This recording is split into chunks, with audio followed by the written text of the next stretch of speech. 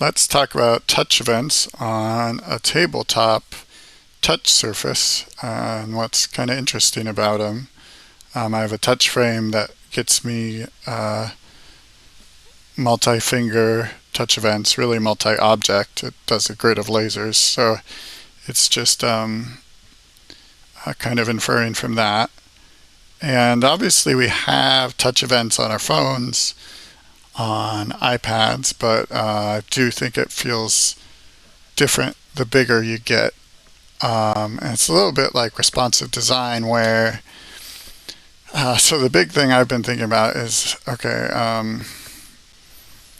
like multi-finger stuff to be able to move these cards around multiple cards is pretty satisfying and interesting.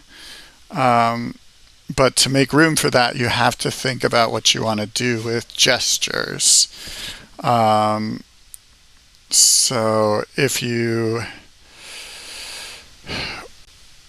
because there's a world, so right now I'm doing panning that's just finger on the canvas and then finger on the card as move it. There's a world in which I would do two fingers to pan, because what I don't have is like a select, like drag and select, and then move would maybe be nice here. But then I would need to find pan, and maybe I do two fingers for pan. But then I've kind of, it's more nuanced than this, but I've kind of like given my two fingers gesture over to pan. One wrinkle in this is that I do have two finger pinch and zoom, because I think that feels just like so great. One of the most like magical touch experiences. And we can do that by just distinguishing two fingers on the canvas do that. If I do like three fingers on the canvas, it gets a little wonky. And even two fingers, and then I can still select a card. Yeah, it gets a little weird. And partly we're playing with like physical and digital. So physical, you have to move everything around. Like I think of this partly as like so satisfying to go through a speech or a essay written out in note cards. I guess that's a lot like storyboarding for a film. Being able to rearrange those tactilely. And this gets at some of that. And in that case, you really have to move things like one by one, or you make kind of a stack. So partly I was like, oh, maybe we need to stick to strictly you have to move these things, and maybe that friction is good or like fiddly. There's also, yeah. But what I've played with so far, the thing I did was two fingers on a card selects all the bottom ones, and then also will do the frame size a little. So you can rearrange kind of going down. It's a little funky. And then like that lets you like clear out space to add a new thing or rearrange things. And despite it being a little fiddly here, sometimes I have like a little dust on the touch frame, and that makes things worse. It works okay.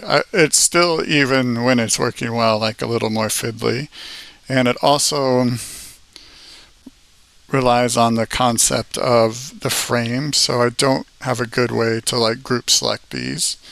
And the other big things at my disposal are I could do keyboard shortcuts. I recently did drag and drop, and I have backspace deleting things.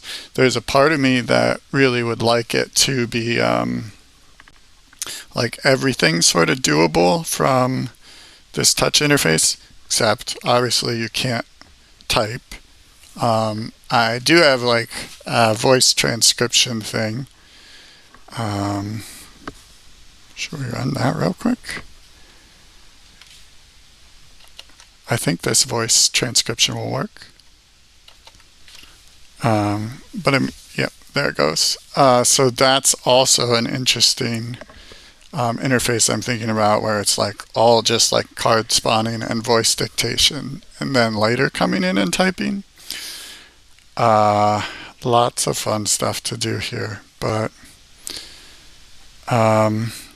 yeah, so I could do keyboard shortcuts, I could do buttons on screens. I guess implicit what I'm really trying to avoid is having kind of different modes. I may hit there sometime, but I feel like that's such really the thing I'm trying to avoid. There's versions of it that would be okay, because really there's kind of already a mode in that double click goes into typing. And I think about Vim like normal mode and insert mode, and I'm probably okay with like a great normal mode, but I'm still torn on whether I want to like lean into the keyboard modifiers. And then I also have this like little macro pad that I use a little bit for voice transcription, but there's more possibilities there. It's interesting, since I'm in this like one space, rather than like trying to make it responsive for a bunch of things, I can build up this environment, but I also want to keep sort of the basic ingredients pretty simple and flexible. And yeah, again, it's a little like I kind of want some friction in this, but really thinking about if this two-finger thing is good, what other possibilities are there?